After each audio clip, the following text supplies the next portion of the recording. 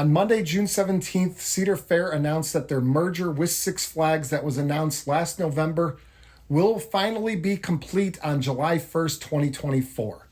We wanted to get this video out to clear up some misconceptions about what exactly is going on with this merger and what it means for everyone that does have a Six Flags or Cedar Fair park as their home park. Like, what kind of things can they expect this year, right after the merger, or maybe next year.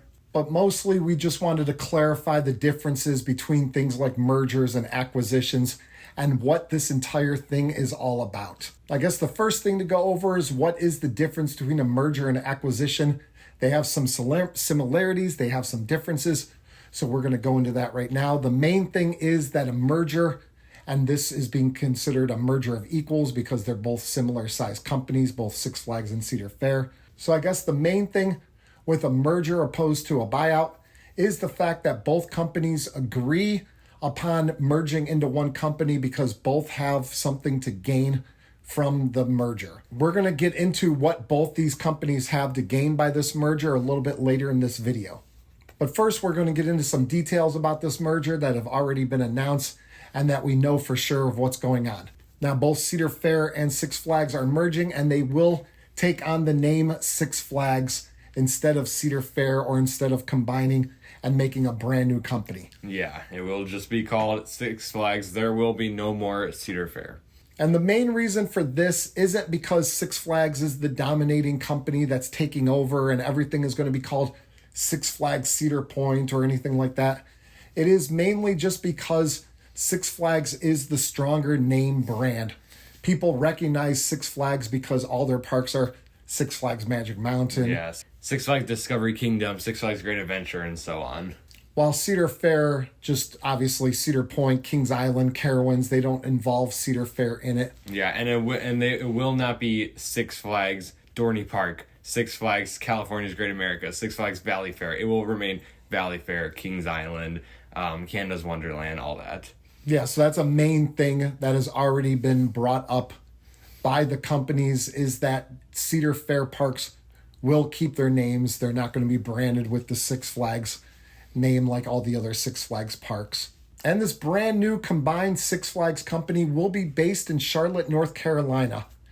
Now, recently, over the past 10 or so years, a lot of the main executives for Cedar Fair have started to move down to Charlotte, North Carolina, away from Sandusky, even though Sandusky, Ohio still is the technical home base for Cedar Fair. But that will no longer be the case. They're moving out of Sandusky, and Six Flags is moving out of Texas, and they're going to be home based in Charlotte, North Carolina. Now, anytime two companies combine into one through a merger or acquisition, there are going to be overlapping positions, especially like the higher ups like CEOs and CFOs. So both merger and acquisitions can do different things as far as determining who is the ultimate CEO. They can pick the CEO from one of the companies and make them the CEO of both companies. The other CEO can take another position in the company or move on to something else. There's all sorts of options. What this merger is doing, Six Flags and Cedar Fair decided that Richard Zimmerman, the CEO of Cedar Fair, will take the reins as CEO of this merged Six Flags company. Along with Richard Zimmerman, the CFO, the Chief Financial Officer of Cedar Fair, will take on the role of CFO. Now, these are two of the most important positions in a company because CEO basically is the head of the company that overlooks all the day-to-day operations and makes a lot of the decisions, or at least oversees the people that are making a lot of the decisions for each of the individual parks. So the fact that they're keeping the Cedar Fair CEO says that they're looking more towards going a Cedar Fair route opposed to a Six Flags route. Yeah, more have the mindset or something of a Cedar Fair park or the Cedar Fair company than of Six Flags. Now, earlier I said that we would talk about what the different companies have to gain from this merger, and one thing Six Flags definitely had to gain was the leadership of Cedar Fair. Six Flags leadership has been shaky, you can say, over the past 10 or so years. Yeah, they've gone through a lot of CEOs, and people really haven't liked any of the CEOs. It's kind of a mess. So just the stability and everything in the leadership of Cedar Fair will definitely help all of the Six Flags current parks. Now, earlier we said that the CEO of the other company that didn't become the CEO of the combined company, they can either take on a role or leave. And we have Salim Basoul, who's the CEO of the current Six Flags chain. He's going to take on the head of the board of directors position.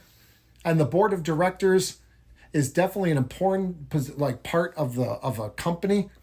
They are in charge of setting like goals for the company and overseeing what the CEO is doing, so they can decide if the CEO isn't doing a good job or whatever. And the board of directors is going to be comprised of a complete down the middle 50-50 split, 6 people from Cedar Fair and 6 people from Six Flags. So because the leadership is going to mainly be the Cedar Fair leadership, I think a lot of people that are afraid of Six Flags being kind of like a discount park, people are afraid of places like Cedar Point and Kings Island going like downhill because of this. I don't think you have to worry about that, because everyone that was in charge of Cedar Fair right now is going to be who's in charge of the entire thing.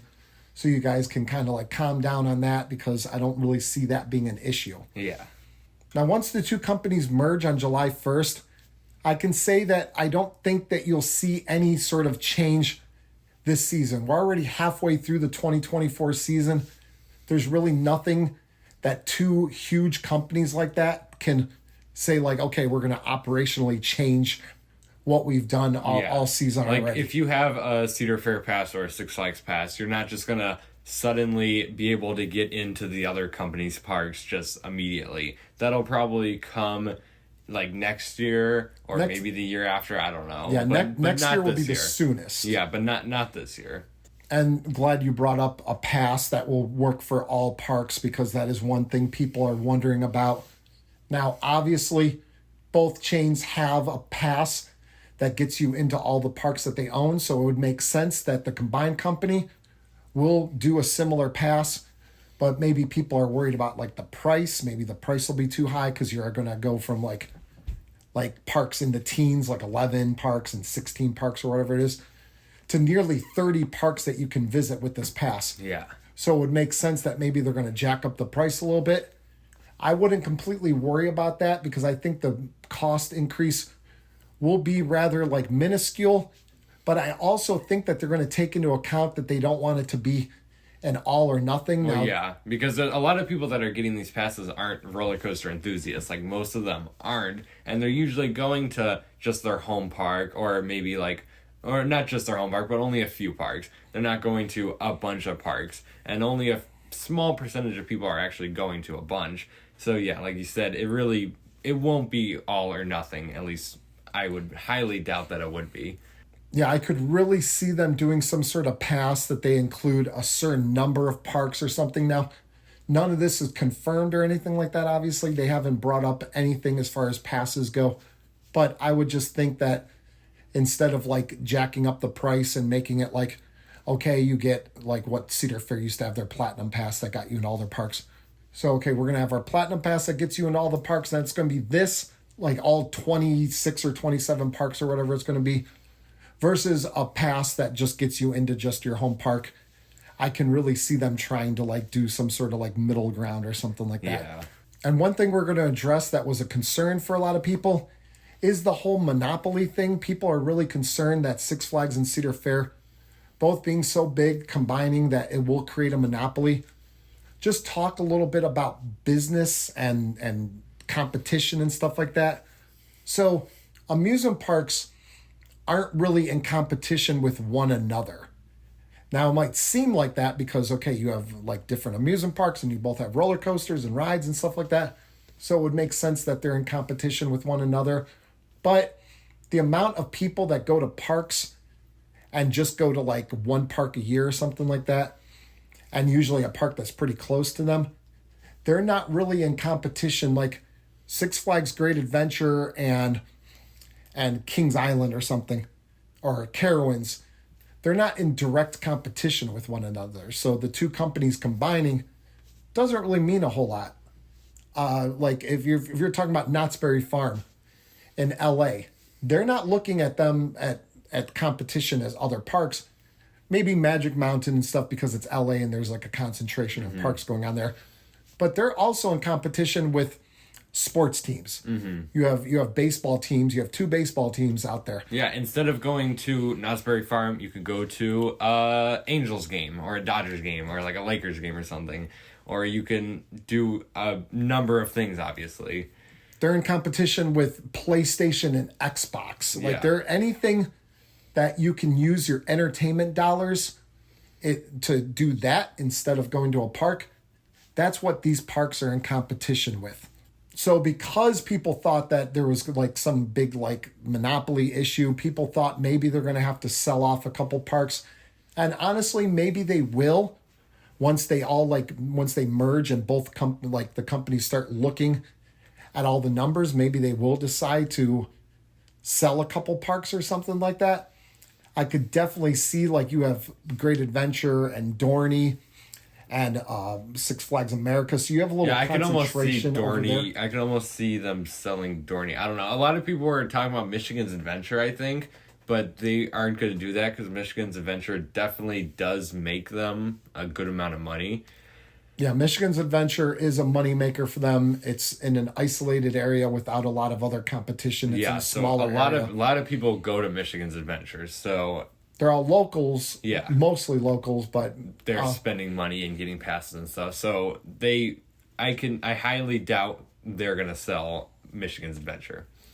Yeah, you brought up Dorney. The thing that would make me kind of like a little bit like maybe they won't sell Dorney is because they just invested in Iron Menace and stuff like that. So I don't know about Dorney necessarily, but there is Six Flags America and Six Flags New England. There are some parks over in that area that may be expendable. Maybe Darien Lake will be expendable. Maybe Frontier City will be expendable.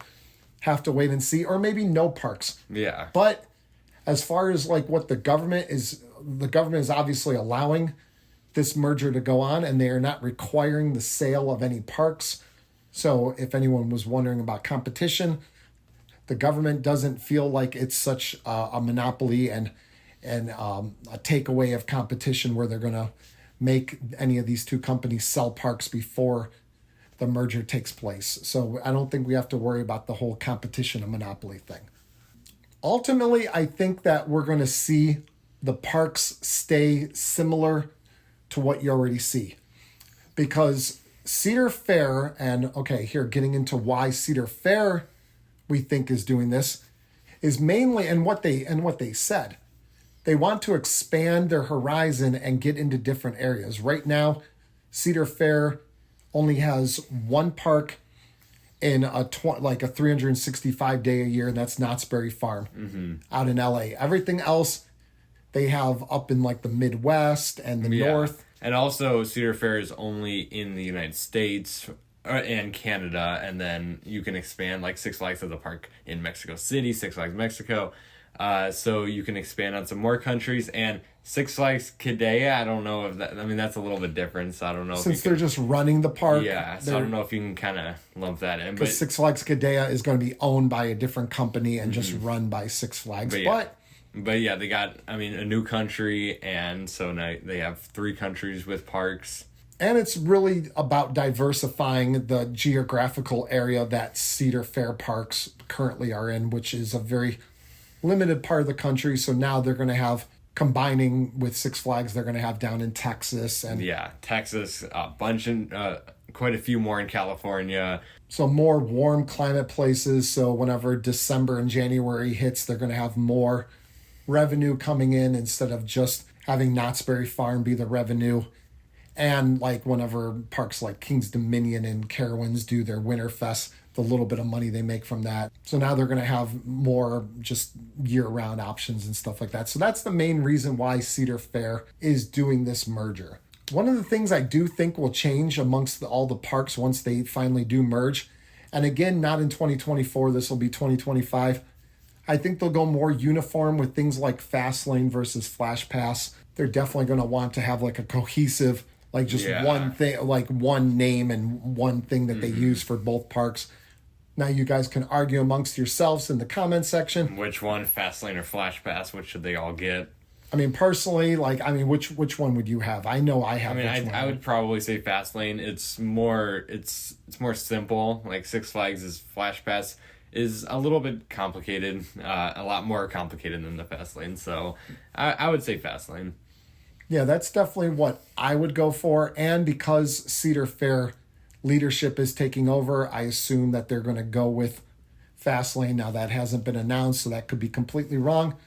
Or, I mean, they could just combine and make something completely new, like combine the two or something.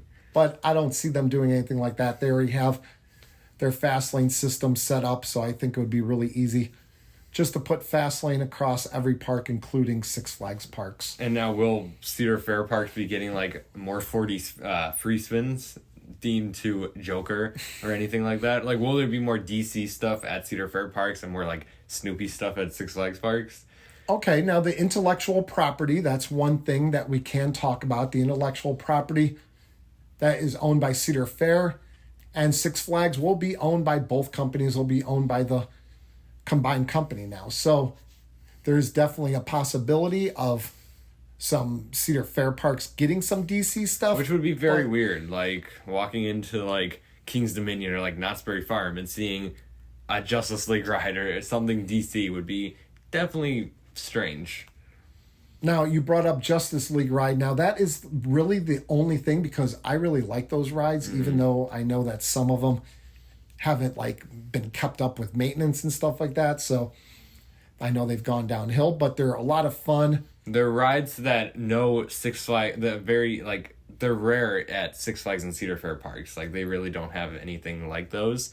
So they are good fits for a lot of Cedar Fair parks that don't have them. So could they get a ride like Justice League? Like our home park, Cedar Point, could definitely use a dark ride.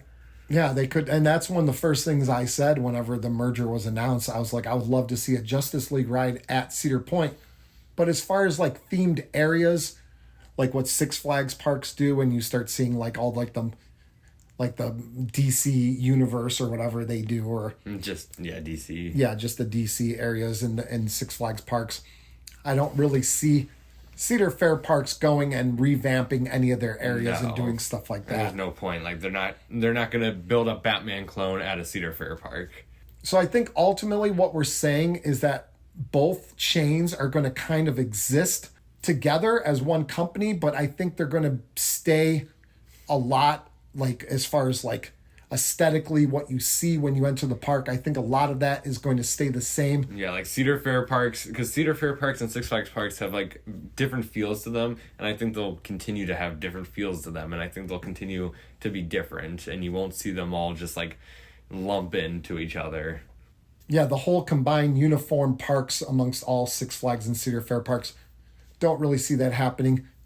This, I think, is mainly like a financial and, like I said, diversity thing as far as like geographically goes.